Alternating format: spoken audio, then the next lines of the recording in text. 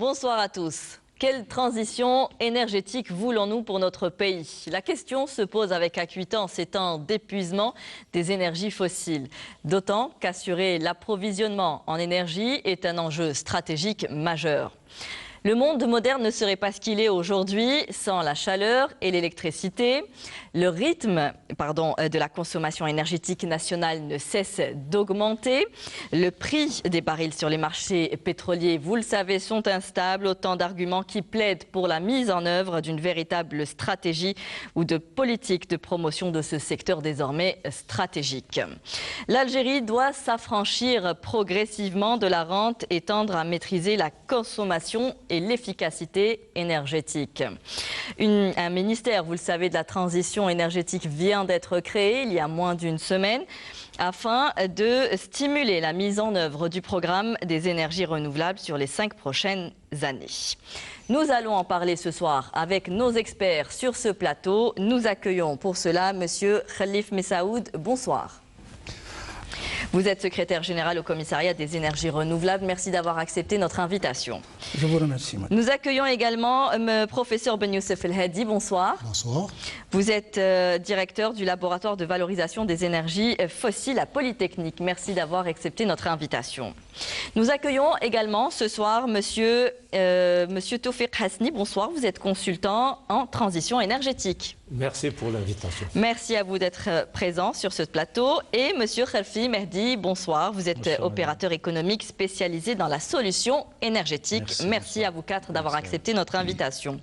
Alors nous sommes dans une véritable course contre la montre pour édifier une économie non rentière qui permettrait d'améliorer les recettes du Trésor, de créer des emplois pour les jeunes et de réduire l'importation pour préserver les réserves de change. C'était la dernière déclaration du président de la République lors du Conseil des ministres. Nous y sommes, messieurs. Aujourd'hui, assurer une transition énergétique dans les plus brefs délais devient un enjeu stratégique. Pouvons-nous encore prendre le train en marche, monsieur Khalif Messaoud?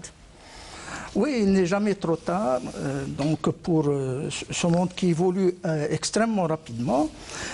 Sauf que là, il va falloir tirer les leçons de ce qui s'est passé chez nous. Parce que là, on parle d'une transition énergétique à l'échelle d'une nation. Donc, il va falloir prendre les choses, disons en masse suffisante, si vous voulez. Et donc, il va falloir d'abord évaluer peut-être ce qui a été fait et justement de mettre, de monter, de prendre le train, si on peut le rattraper, bien sûr. Et il faut reconnaître qu'il y a eu, si vous voulez, des couacs, si vous voulez, dans l'évolution du monde. C'est en 2015 qu'il y a eu d'abord cet intérêt porté sur la transition énergétique. Il faut faire le bilan depuis ces dernières années. Tout à fait, tout à fait. Et encore, pour nous, c'est encore plus important parce que jusqu'à nouvel ordre, on ne voit pas les choses, disons, se refléter de manière claire comme sous d'autres cieux. Et donc, effectivement, je pense que pour une fois, je pense qu'il doit y avoir un débat serein pour donc évaluer la situation et se fixer, si vous voulez, disons, un modèle de travail, si vous voulez. Et, bon, chacun, bien sûr, c'est normal que les idées sont diverses. C'est un monde qui évolue extrêmement rapidement. D'ailleurs, ailleurs, c'est qualifié comme étant l'une des 3 révolutions. Donc, elle est aussi importante, l'histoire des énergies renouvelables. Elle a évolué d'ailleurs sur un temps. Sur les 10 dernières années, elle a évolué plus vite que le téléphone mobile. Oui. Donc voilà, je pense qu'effectivement, on a raté pas mal de stations, si vous voulez. Mais si on veut vraiment faire quelque chose, parce que plus on tarde à mettre le train en marche, plus justement on sera perdant dans la situation. Monsieur Toufiq Hasni, la révolution énergétique, il faut y entrer de plein pied maintenant? La révolution énergétique s'impose à nous, qu'on le veuille ou pas. Ce n'est plus un choix. Ce n'est pas un choix aujourd'hui. Il faut qu'on soit bien conscient de cela. Nous sommes dans un monde qui va connaître des grandes mutations, que ce soit au plan économique, au plan énergétique, au plan environnemental. Tout va changer et les prémices de ces changements sont en train d'être annoncées. On n'avait qu'à voir les dernières élections en France aujourd'hui, ce que ça a donné. Et il faut expliquer que c'est les Verts qui sont en tête. Donc, je voudrais juste rectifier un point. Nous ne sommes pas avec les énergies renouvelables à la 3e révolution. La première révolution, c'était l'hydraulique. La deuxième, le charbon. La troisième, c'était le pétrole. Et la quatrième va être celle des énergies renouvelables. Donc c'est la quatrième révolution. Et nous sommes, nous, toujours à la deuxième révolution. Il faut qu'on comprenne que le défi qui nous attend, ce n'est pas simplement une transition énergétique, c'est un changement fondamental et un passage de la deuxième révolution industrielle à la quatrième révolution industrielle. Alors, professeur Boni Youssef, vous qui êtes directeur du laboratoire de valorisation des énergies fossiles des Polytechniques, votre département a été souvent sollicité pour des études, pour faire des projections. Est-ce qu'aujourd'hui, vous faites un bilan de ce qui a été fait depuis 2015 ? Donc, je vous remercie. Je voudrais revenir sur la notion de transition énergétique. Nous avons parlé de transition énergétique. Monsieur Hasni et mon collègue du commissariat aux énergies renouvelables qui m'ont précédé ont donné certaines définitions. Mais là, on se trouve dans... Est-ce que c'est un choix ou c'est une variante forcée? Il s'agit d'une voie, d'une variante forcée, d'une voie obligatoire, étroite et qui se rétrécit de jour en jour.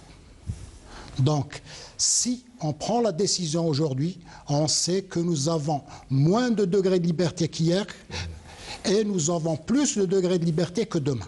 Donc, il faut agir et prendre la décision pour s'engager dans une voie qui est étroite, qui est difficile, mais on est obligé. Si on doit parler de transition énergétique et de bilans qui ont été faits depuis 2015, il y a eu des programmes des énergies renouvelables, des projections sur 2030. 2030, c'est demain. Donc, il y a eu un retard qui a été accumulé. Maintenant, on se trouve devant une situation où on doit aller vers cette transition énergétique. Il faut aller d'une énergie carbonée à une énergie non carbonée, qu'on le veuille ou pas. Bien sûr, il y a un investissement à faire. L'investissement à faire, il se fait par la réduction des factures d'importation. Parce que nos exportations sont en quasi-totalité, ce sont des hydrocarbures, qu'on le veuille ou pas. Il faut financer cette transition énergétique. Et pour la financer, il faut un développement économique. Aussi bien, comme on vient de le dire, c'est une sécurité alimentaire. Une sécurité énergétique, c'est répondre aux besoins locaux. Et bien sûr, tout ce qui est industrie, ce que nous avons vécu dernièrement avec cette pandémie-là, et il faudrait développer son industrie et tout son système, son industrie pharmaceutique et son système. Diversifier l'économie d'abord. L'économie, ça, ce sont des piliers sur lesquels doit se faire cette transition économique en faveur d'une transition énergétique. Et puis, vous m'avez un peu interpellé en me disant que je suis dans un laboratoire de valorisation des énergies fossiles. La valorisation des énergies fossiles au jour d'aujourd'hui doit être, la valorisation, c'est pour alimenter et financer cette transition vers une énergie non carbonée. Alors vous, Monsieur Khalfi, qui êtes opérateur économique dans la solution énergétique, on parle d'investissement, on parle de coûts. Vous qui êtes dans le domaine, qui êtes un acteur actif, est-ce qu'aujourd'hui, avec les coûts exercés, il est possible d'aller vers cette transition dans l'état actuel des choses? Je commence d'abord par le mot de tout à l'heure, le mot de votre fin, en disant le plus bref délai. Oui. Donc on est dans un fait accompli. Il y a le facteur temps. Chaque chose qui ne se fait pas au bon moment, dans son temps, ça sera contre nous demain, ou on va vivre un malaise, qu'il soit social ou économique ou autre. À chaque fois qu'on retarde l'échéance, et on tombe sur les mêmes aléas. En ce qui me concerne, moi, je me suis toujours inscrit dans la transition énergétique, et pas seulement en sens de transition énergétique, mais dans le développement durable, dans le cadre du développement durable. On a parlé de révolution tout à l'heure. La révolution, pourquoi on dit révolution? Parce qu'elle est sur plusieurs aspects. Elle est économique, elle est sociale, elle est environnementale, elle est dans le coût, elle est dans l'économie. C'est pour ça qu'on parle de révolution. Derrière cette vision, derrière ces stratégies, il y a de l'emploi, il y a du sanitaire, il y a énormément de choses. Et c'est pour ça qu'on parle de révolution, je me répète encore. Donc, pour cette échéance, il est préférable aussi de faire un bilan. Qu'est-ce que nous avons fait depuis une vingtaine ou une trentaine d'années que nous annonçons des chiffres et des mégas, des térawatts, etc. Et puis, dans la réalité, on en souffre toujours et on est soumis à une stratégie, disons, internationale, globale, où il y a un monopole. Donc, il y a une politique monopolistique qui fait que, même si on désire d'aller vers quelque chose, on est enfermé dedans et on se retrouve coincé. Donc le rôle, il me semble, le rôle, c'est le rôle de tout le monde.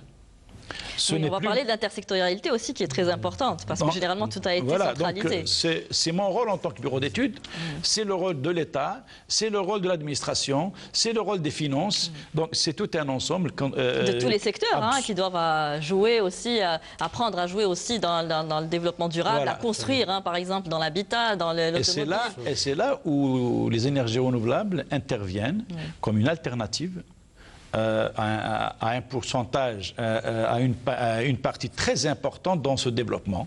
Et on a tendance à oublier aussi, en parlant de transition énergétique, c'est d'aller d'un point vers un autre. Je me répète encore, si cette transition énergétique ne soit pas la plus courte possible dans le temps, ce sera un échec aussi. Mais justement, combien de temps avons-nous devant nous pour assurer cette transition énergétique? Avons-nous établi un plan d'appui pour savoir comment on va y aller, avec quoi on va y aller, quel modèle nous devons y aller, avec quel modèle nous devons établir et mettre en place. On sait qu'aujourd'hui, un des principaux enjeux est de réduire la consommation, de préserver nos réserves. C'est cela qu'il faut mettre en place d'abord ? Oui, effectivement, l'histoire de l'efficacité énergétique est un vecteur important, si vous voulez.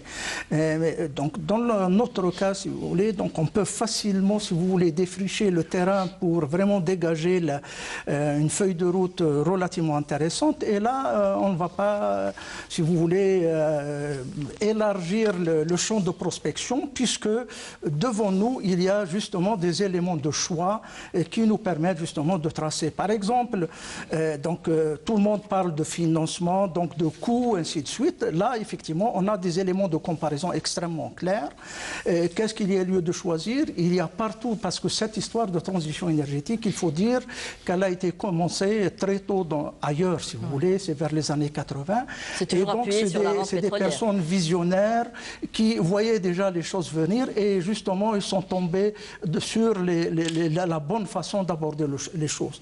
Et justement, d'ailleurs, leurs prévisions de l'époque, donc de 80, elles se vérifient actuellement. Mais il y a eu plusieurs alertes chez nous. On n'a pas pris pour autant le train en marche. Tout à fait. Mais si vous permettez, donc, juste pour replacer l'histoire de transition, parce que là, on parle de transition énergétique à l'échelle d'un pays. Ce n'est pas des petites bricoles. On ne peut pas se passer du jour au lendemain des énergies fossiles. Ça, il faut le comprendre. Mais là, pour les choix, parce que justement, je pense que jusqu'à nouvel ordre, ce sont justement cette histoire de choix où chacun donc, met du sien pour donc, fixer des choix. Mais si vous permettez, juste de manière pédagogique, donc, revenons à cela. Donc, pratiquement les transitions énergétiques qu'il y a eu, si vous voulez, parce qu'il va falloir voir quelles sont les tendances ailleurs. On ne va pas réinventer l'eau chaude, si vous voulez. Il faudrait voir donc, aussi finalement, nos besoins et nos capacités. Voilà, donc il y a eu une décantation et donc il y a quand même certaines voies. Et peut-être, donc, le fait que les autres l'ont suivi, on verra que nous, on a peut-être de meilleures conditions de la réussir. Et pourtant, les autres n'avaient pas les mêmes conditions. L'avantage qu'on peut avoir, c'est le recul nécessaire pour investir ou pas dans ce choix. Alors, professeur Ben Youssef ou monsieur Tawfiq Hasni, on dit que le peak oil, ou alors la barre qu'on se fixe à 2030, à peu près pour les énergies fossiles. Oui, là, vous me permettez quand même... je ne partage pas du tout certaines idées. Oui. Et je me permets Sur quel point? Oui. Lorsqu'on dit il faut qu'on voie les autres, il n'y a pas de modèle énergétique universel. Oui. Tout est spécifique. C'est en fonction des différents paramètres que vous avez soulevés. En premier lieu, lorsque vous me parlez du peak oil, vous êtes en train de me parler de la sécurité énergétique. Il faut qu'on soit bien clair dans les termes, dans les mots. Lorsque vous me parlez du temps, vous partez de 2015. Je vous rappelle que c'est en 2001, avec la loi sur l'électricité, que les énergies renouvelables ont été introduites. Et c'est grâce à la loi de 2001 qu'on a pu faire... C'est 2002, c'est pas 2001. 2002, Oui, c'est pas une année près. Oui. On a pu faire la centrale de Hassim. Oui. Mais après, qu'est-ce qui a fait que ça n'a pas marché? La volonté politique n'était plus là. Aujourd'hui, il faut reconnaître. Le message du président est clair. On sent qu'il y a une volonté politique. C'est une base. Le fer de lance pour mettre en place une stratégie énergétique. Et maintenant, il faut, le temps qui nous reste, c'est tout simplement quel est le temps qui nous reste pour pouvoir continuer avec ce modèle de consommation énergétique. Vous Alors, venez quel est le temps dire qui nous reste? 2030. Donc, 2030, c'est demain. Oui. Donc, vous voyez bien, et je rejoins en ça nos amis qui disent attention, le facteur temps est déterminant. Alors, qu'est-ce qu'on peut faire en 10 ans? Qu'est-ce qu'on peut faire en 10 ans? Il y a beaucoup de choses à faire. On vient d'évoquer deux choses. Il y a un mot très important qui ressort. Qu'est-ce qu'on doit voir? Il faut qu'il y ait un modèle énergétique. Quel est notre modèle énergétique en termes de consommation, en termes d'exportation? Et le modèle énergétique induit automatiquement le modèle économique. Il y a un modèle économique, un modèle énergétique, une feuille de route. Ils vont de pair. Qui vont de pair. Donc on voit que cette transition énergétique n'est pas l'affaire d'un département ministériel, mais c'est l'affaire de tous. Il y a le côté recherche, innovation, il y a le côté économie du savoir et valorisation du savoir à mettre en place. Et là, heureusement, il va au même titre que le ministère de Transition énergétique qui vient d'être mis en place, il y a un Conseil national de la recherche scientifique et des technologies qui sera une force de proposition en termes de politique de recherche à fort impact socio-économique.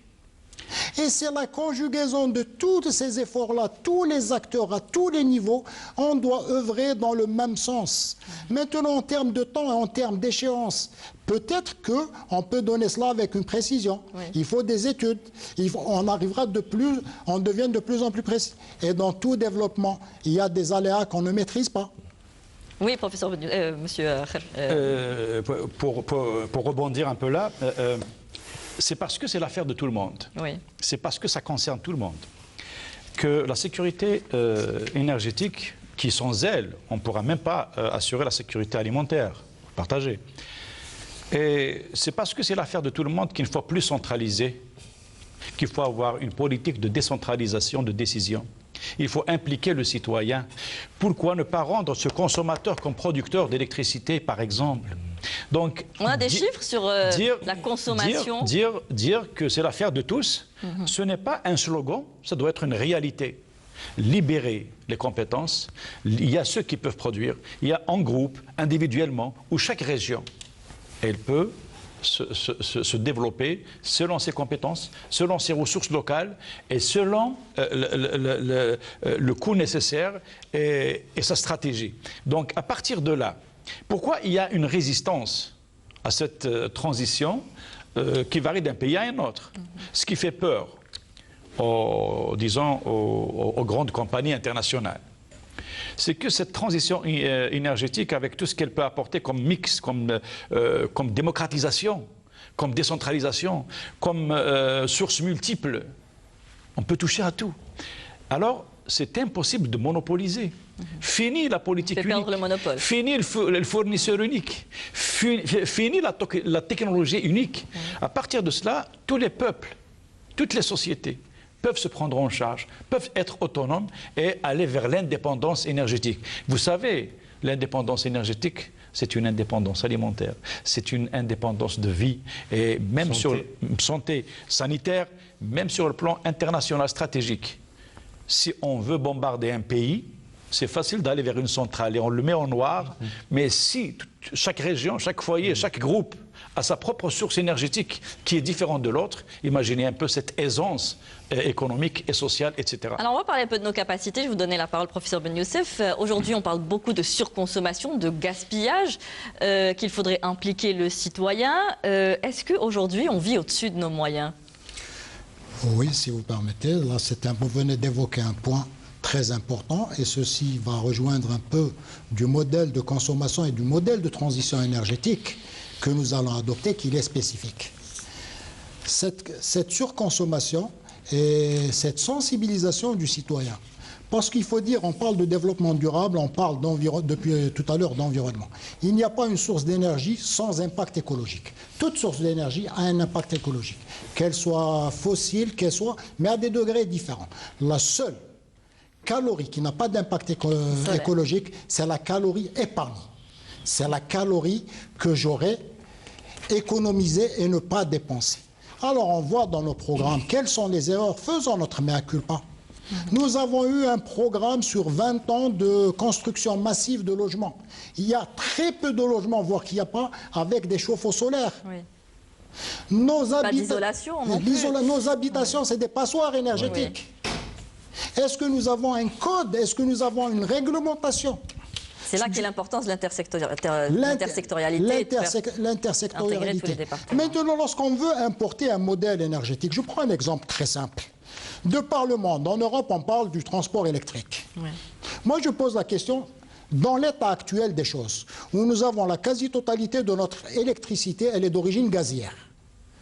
Est-ce que le fait de parler du véhicule électrique, ça s'inscrit dans le cadre d'un développement durable? Je prends le gaz, je le transforme en électricité dans des turbines à gaz et ensuite je vais charger un véhicule avec de l'électricité.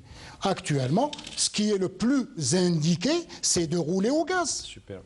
Maintenant, si je développe le photovoltaïque, si je développe le solaire thermodynamique et que j'ai une autre source plus respectueuse de l'environnement, que je parle de transport électrique, là je dirais que je m'inscris dans le cadre d'un développement durable.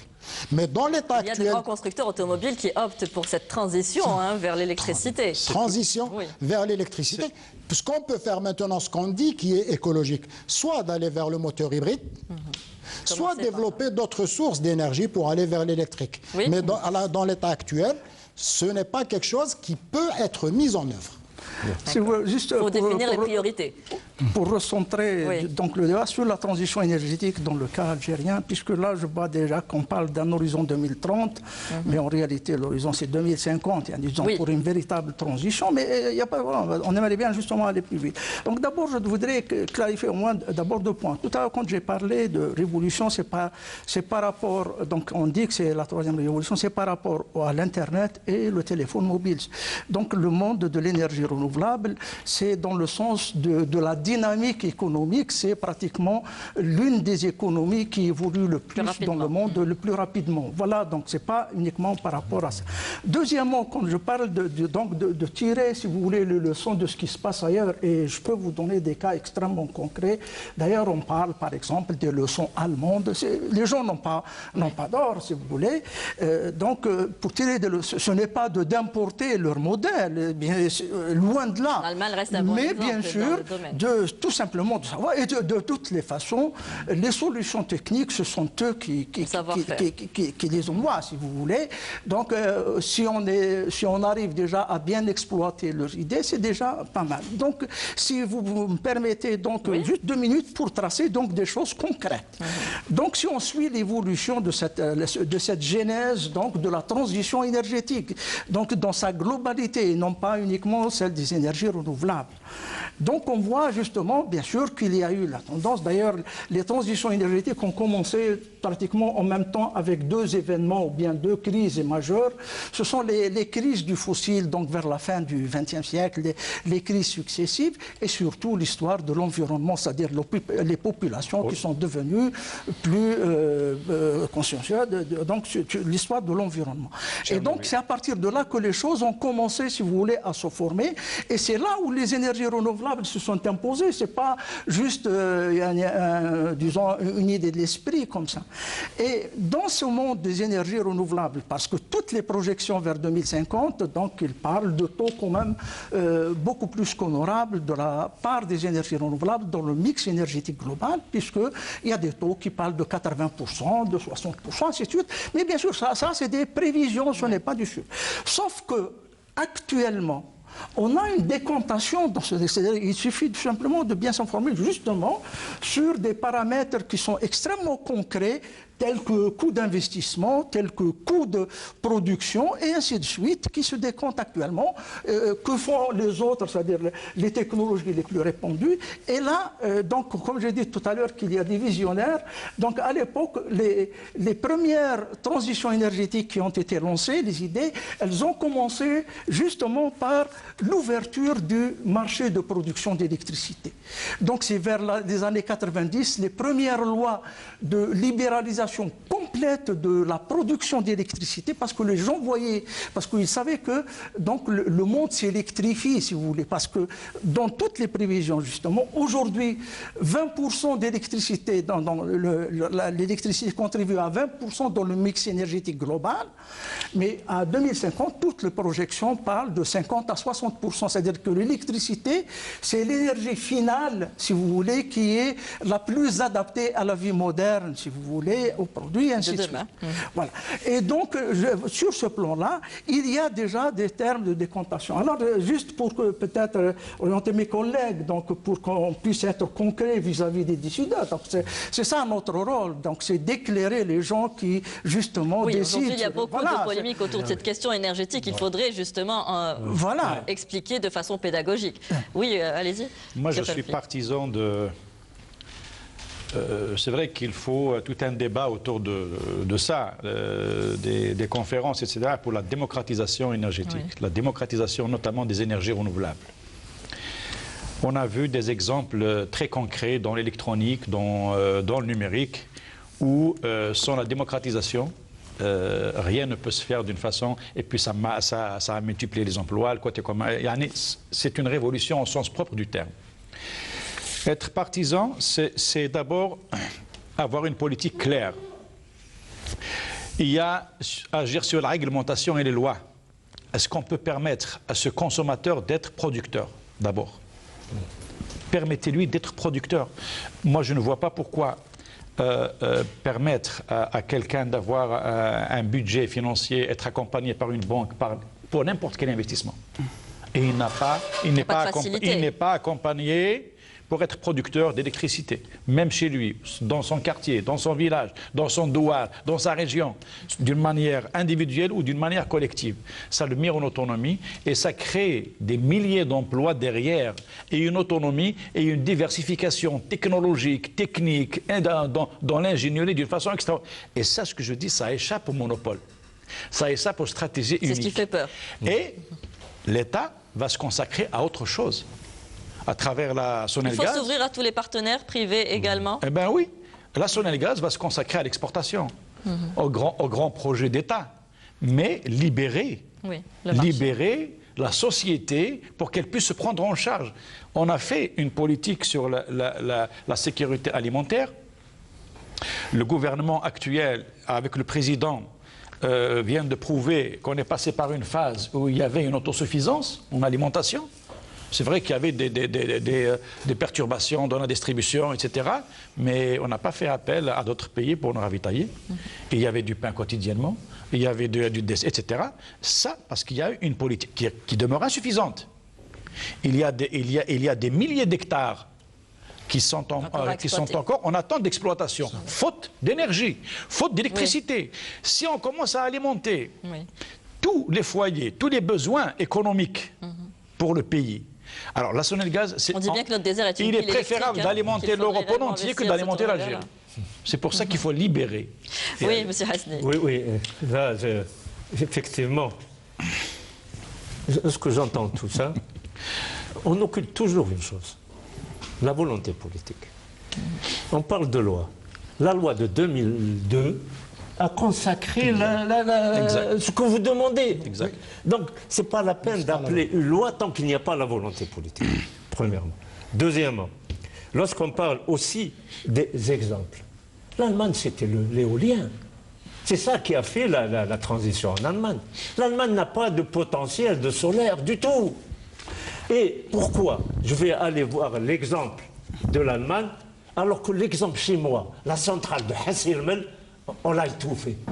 Alors, s'il vous plaît. Alors, c'est pour être transformé en hub, vous le disiez. Non, si stratégique. on devait chercher des exemples, Oui. eh ben, allons-y d'abord chez nous. Là, vous êtes complètement à côté. L'Allemagne, il y a du solaire. Il y a autant de solaire que d'éolien. Non, vous répondrez après. Je vais vous donner la parole. Alors, allez, donc, termine. là, tout cela nous amène à dire que c'est vrai, que lorsque vous dites aussi que la consommation énergétique induit le développement économique, c'est l'inverse. C'est la vision globale. De la vision globale de votre développement. Vous allez définir quels sont... quel est le taux de croissance? On nous a raconté 7% de croissance. 7% de croissance va induire une consommation énergétique en conséquence. Donc, c'est d'abord, lorsque vous faites votre modèle de consommation énergétique... D'ici 2030, on s'attend à être à 55 millions d'habitants. Les objectifs de développement économique, vous intégrez la croissance démographique aussi, qui sera de 55 millions à l'horizon 2030. Vous allez cerner tous vos besoins énergétiques et vous pourrez dire, c'est pas en 2050, nous avons des obligations en 2030 vis-à-vis de la COP21. Professeur Ben Youssef. Vous ne pouvez pas me dire en 2050. Non. Si vous permettez, M. Hassani, juste une petite précision, parce que j'ai parlé de modèle énergétique et modèle économique. Les deux modèles sont construits sur un certain nombre de paramètres. Et beaucoup de détails, qui est la croissance démographique, il y a pas mal de paramètres qu'on ne va pas développer. Très bien, c'est ça. Non, mais je veux dire que c'est en fait l'inverse.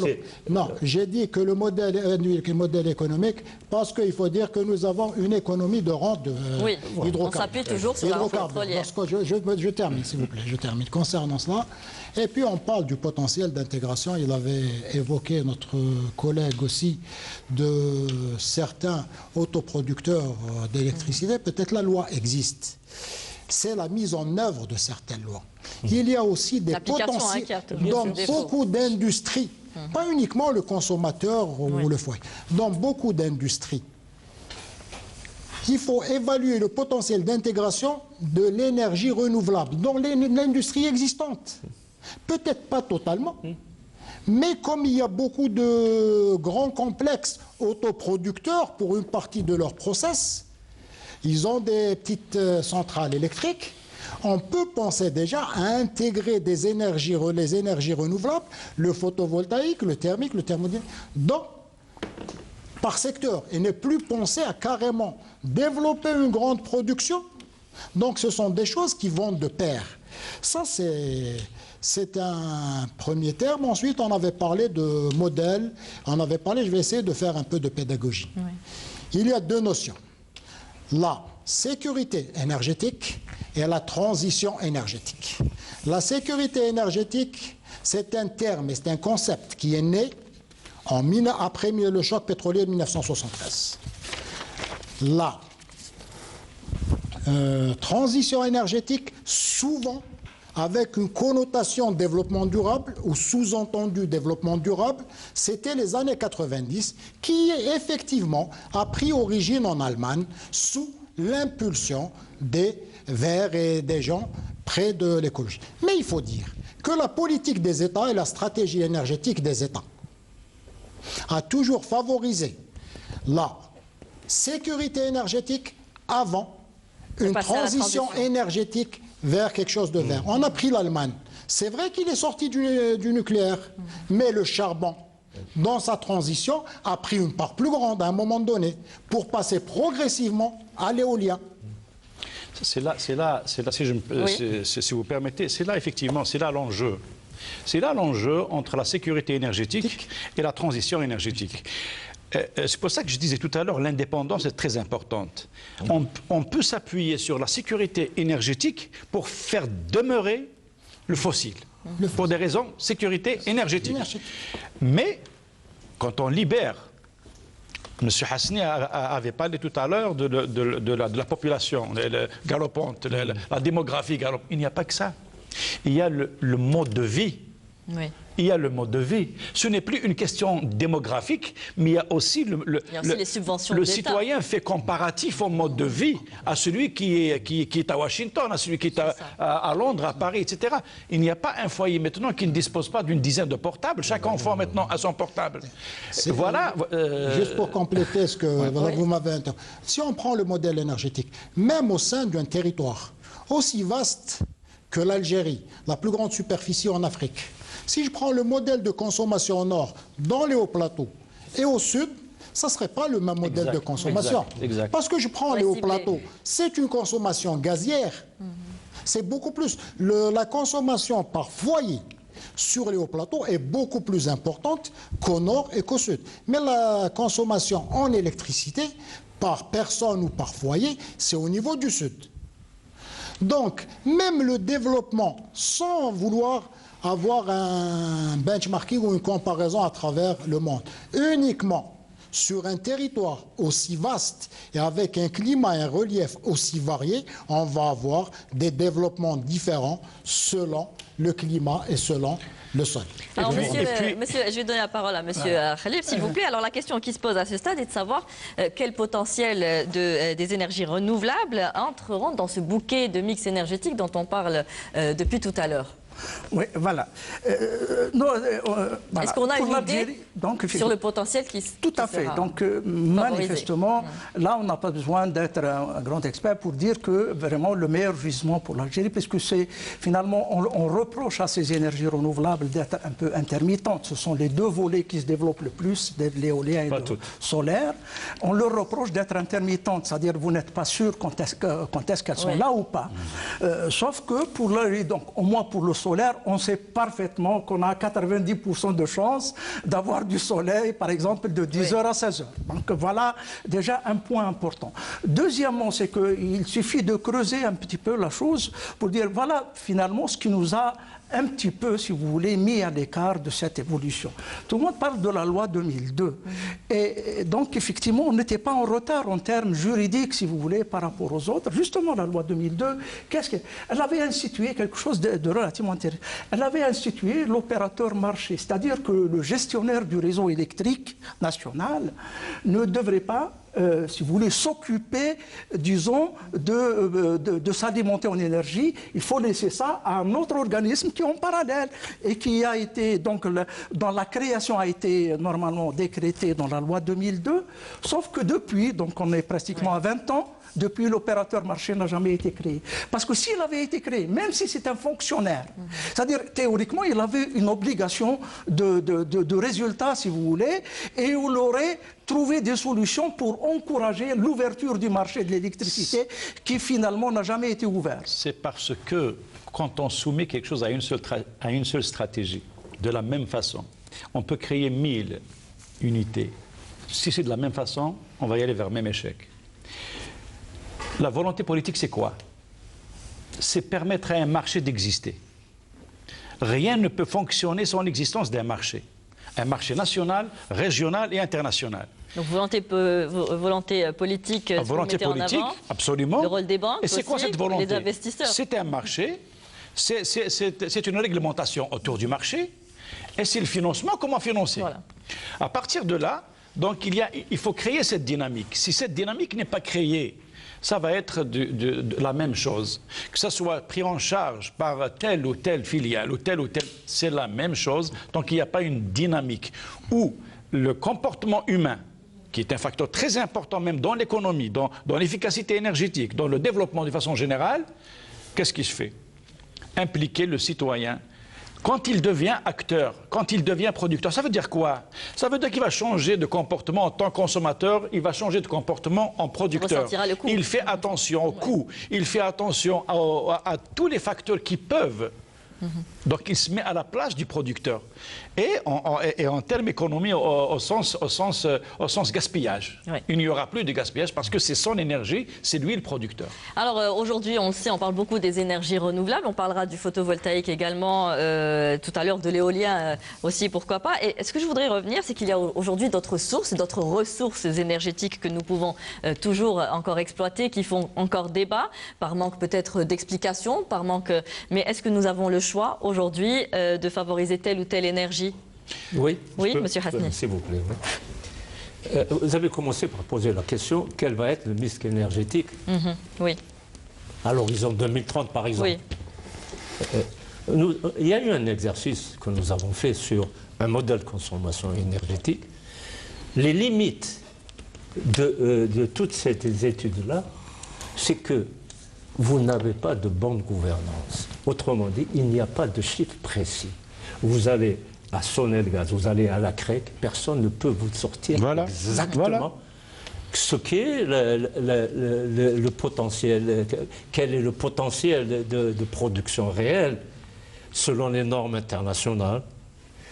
Et de fait, si vous ne pouvez pas savoir quels vont être exactement les besoins énergétiques à l'horizon 2030, il vous est difficile de pouvoir dire, bon, supposons que les chiffres que nous avons reçus jusqu'à présent, c'était parfois du simple au double pour 2030. C'est vrai qu'avec rien que le potentiel existant de Sonelgaz, on ne devrait pas s'inquiéter. Mais il faut savoir que tout est faussé. Tout est faussé par quoi d'abord? C'est faussé par le fait que le marché basé sur des subventions des énergies fossiles perturbe tout. Vous interdisez le développement des autres énergies. Avant.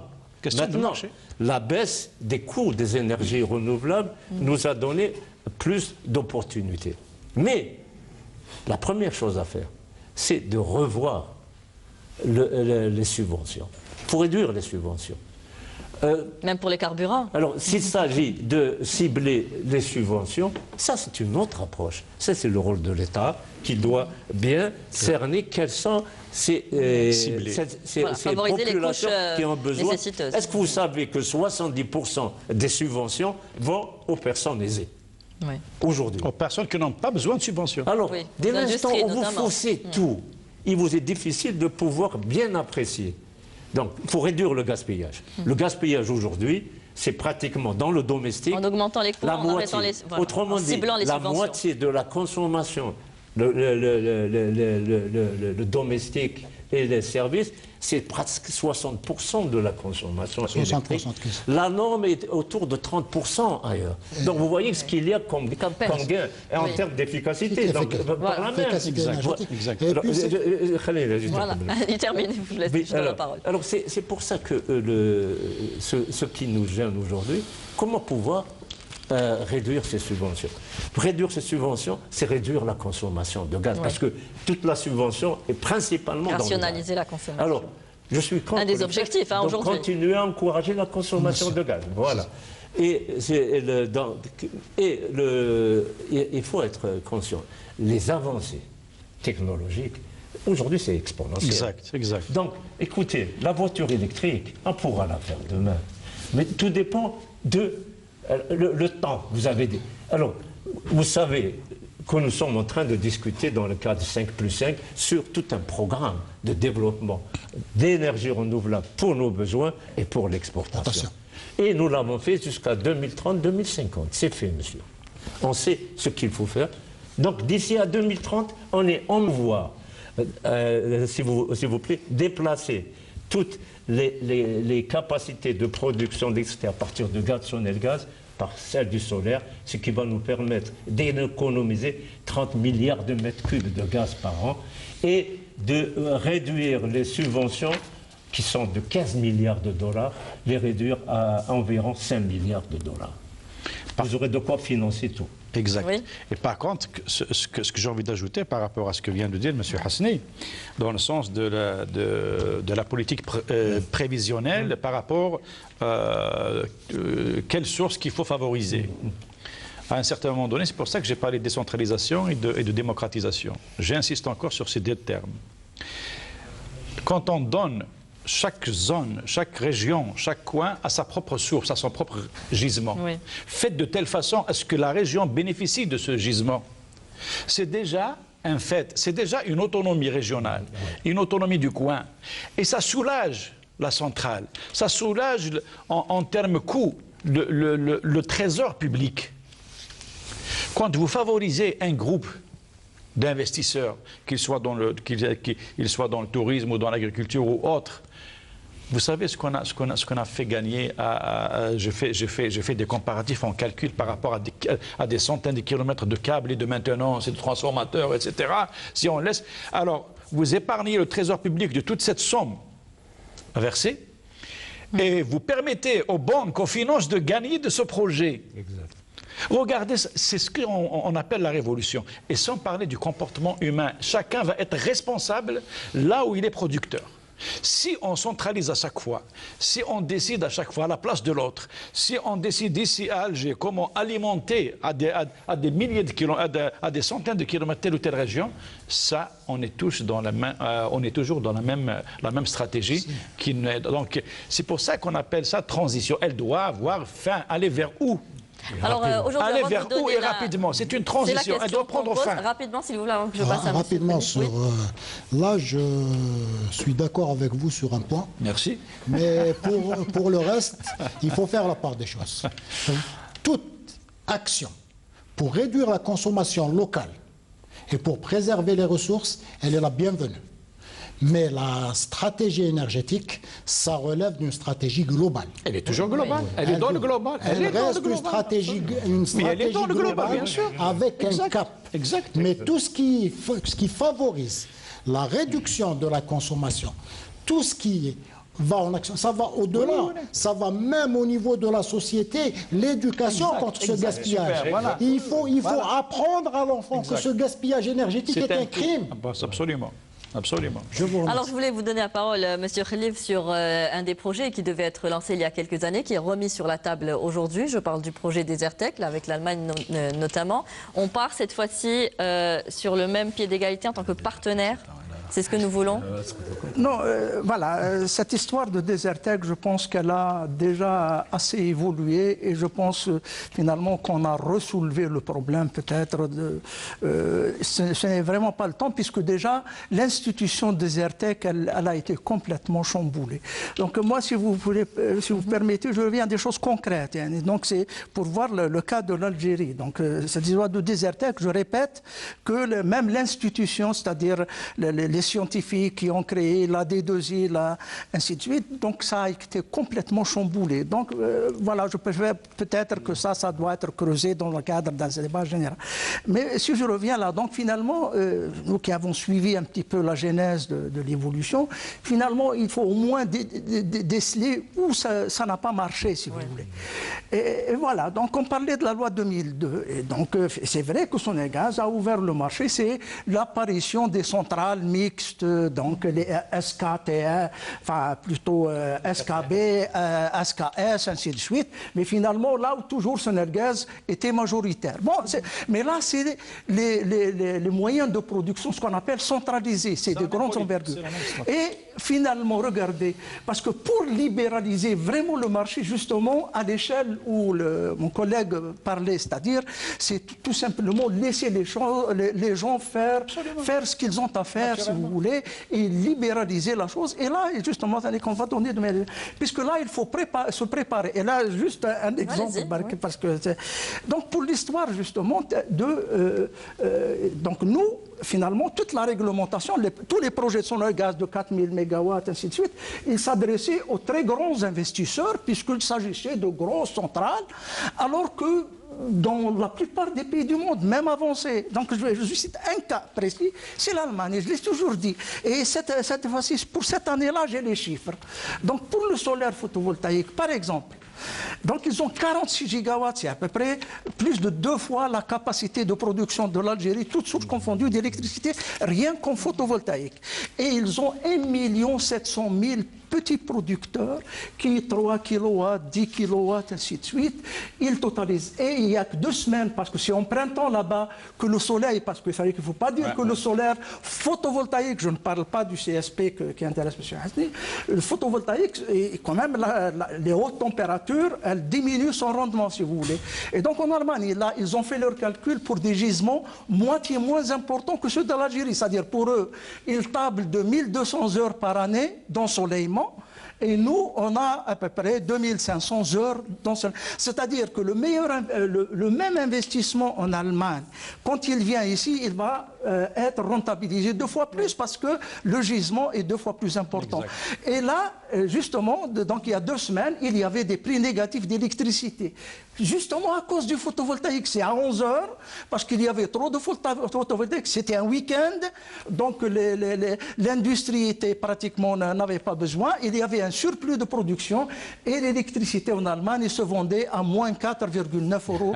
Alors, il nous reste moins de 10 minutes, je voudrais d'abord laisser une place à la formation, on en parlera tout à l'heure, qui est très importante, mais je voudrais revenir sur une autre ressource dont je le disais tout à l'heure. Est-ce qu'aujourd'hui, on doit aussi penser à d'autres ressources comme le schiste ou alors comme le nucléaire, on ne l'avait pas exclu tout à l'heure. Est-ce qu'il ne faudrait pas fermer la porte à tout cela, même si aujourd'hui cela est souvent très critiqué? Lorsqu'on parle d'énergie, je préfère qu'on parle d'alternatives énergétiques. D'accord? Et par cela, qu'est-ce que je veux dire? Je veux dire que ce qui est intermittent, comme l'éolien, le photovoltaïque, ne sont pas des alternatives énergétiques. Lorsque vous voulez de l'électricité, vous n'allez pas, lorsque vous appuyez sur votre interrupteur, vous devez avoir de l'électricité. Et ni l'éolien, ni le PV, le photovoltaïque, ne peuvent répondre à ça. Donc ça reste des compléments aujourd'hui. Et le photovoltaïque, par exemple, est devenu un complément du solaire thermique. Lorsque vous parlez d'usage énergétique, il faut savoir que la chaleur, ce que je voulais vous corriger, c'est 70%. L'électricité, c'est 30% seulement aujourd'hui. Donc vous ne pouvez pas me parler d'alternatives énergétiques avec l'éolien et le photovoltaïque. C'est pour ça que je dis le mix énergétique. Lui va essayer d'optimiser tout cet ensemble d'énergie. On va optimiser le jour, le photovoltaïque, parce que c'est le moins cher. Quel sera le potentiel des énergies renouvelables? Oui. On va optimiser le solaire thermique, parce qu'il, lui, il est considéré comme une véritable alternative énergétique, dans la mesure où il peut produire 24 heures sur 24. Ce qui n'est pas le cas pour les autres. Et vous ne pouvez pas vous permettre, pour la sécurité énergétique, de convier toutes votre ressources. Et nous prévoyons, nous, des hybrides demain qui seront en solaire thermique principalement, parce que c'est 24 heures sur 24. Il y aura pour la journée du photovoltaïque, ce qui représente à peu près 20% dans chaque projet. Et il y aura aussi le gaz torché qui aujourd'hui... Donc nous avons notre modèle. Est-ce que ces énergies alternatives s'avèrent rentables et pourront-elles nous assurer une sécurité énergétique? Écoutez, je viens de vous dire, le solaire thermique, c'est 40 000 millions de tonnes de pétrole par an, alors que votre pétrole, c'est... Donc elles pourront générer les ressources nécessaires au financement d'une économie hors hydrocarbures? Bien sûr. Je vous ai dit que dans le cadre des discussions des 5+5, on prévoit qu'à l'horizon 2050, on exportera pour l'équivalent de 40 000 mégawatts de solaire, ce sera 35 milliards de dollars de recettes. Oui, très rapidement s'il vous plaît pour terminer avec... Alors la transition, elle doit cibler avant tout quoi? Il y a la sécurité, il y a l'indépendance et il y a la souveraineté d'un pays. Absolument. Ces 3 choses, elles doivent être avant et après et pendant la transition énergétique. D'abord, on cible les systèmes énergivores. Comment y remédier? Quelle est la politique? Quelle est la solution qu'il faut apporter? Ensuite, on va y aller à d'autres actions pour mettre en place des alternatives durables, qui est du renouvelable, etc., etc. Et terminer avec la fin de la transition, donc stabiliser le pays dans sa sécurité, dans son autonomie, et qui englobe tout ce qui est efficacité, tout ce qui est économie d'énergie, etc. Et merci, voilà. Merci, oui. Je voudrais revenir sur une chose, on parle de sécurité énergétique. Pour cela, il faudrait penser à la formation, maîtriser la technologie. Je voulais revenir à ça, au rôle de la formation. La ressource humaine. C'est fondamental. Capital humain. Si on a toutes les installations, on ne maîtrise pas la technologie, on n'a pas de sécurité, on n'a rien du tout. Merci. Donc la formation, la maîtrise des technologies et l'intégration. Il faut aller vers ces énergies alternatives avec un taux d'intégration beaucoup plus important et avec une politique beaucoup plus agressive en ce sens-là. Et tout un chacun doit jouer son rôle. L'école, l'université, les laboratoires de recherche pour la maîtrise. Parce qu'on a beau aller vers, quelle que soit l'énergie, si on ne maîtrise pas le savoir dans le domaine, on ne peut pas dire qu'on a notre sécurité, notre souveraineté, ou bien nous avons notre autonomie. Super. L'intelligence artificielle. L'intelligence. Je rappellerai qu'une école va être ouverte maintenant sur les énergies renouvelables. La formation et aller vers la capitalisation du savoir et la valorisation de ce que nous avons comme ressources et potentiels pour accompagner cette transition énergétique. On arrive au terme de l'émission. Monsieur Khalif, vous aurez le dernier mot pour clore cette émission. Je termine par encore quelque chose de concret, parce que là, l'action à entreprendre, donc tout le monde parle effectivement de laisser les gens travailler, si vous voulez. Et là, justement, je rappelle, parce que là, quelque chose qui me tenait à cœur donc à clarifier, parce que ça traînait beaucoup, et finalement, c'est contre la loi, si vous voulez, parce que justement, ces petits producteurs, là, au niveau de la basse tension, les résidents, ainsi de suite, je répète que jusqu'à maintenant, il faut attendre la réglementation, c'est-à-dire vous n'avez pas le droit d'être producteur, parce que le jour où vous vous êtes branché sur le réseau Sonelgaz, vous avez signé la convention en tant que consommateur et non pas producteur. Donc déjà, si on veut justement faire cela, il va falloir laisser les lois d'abord être érigées. Merci. On n'a pas parlé aussi de la mise en place d'un programme pour la conversion des véhicules. Je pense que le débat pourrait être beaucoup plus large sur plein de points de vue. Merci à vous d'avoir participé à cette émission, de nous avoir éclairé sur la question. Merci à vous tous de nous avoir suivis. Je vous souhaite à tous une très bonne fin de soirée sur Canal Algérie. Au revoir.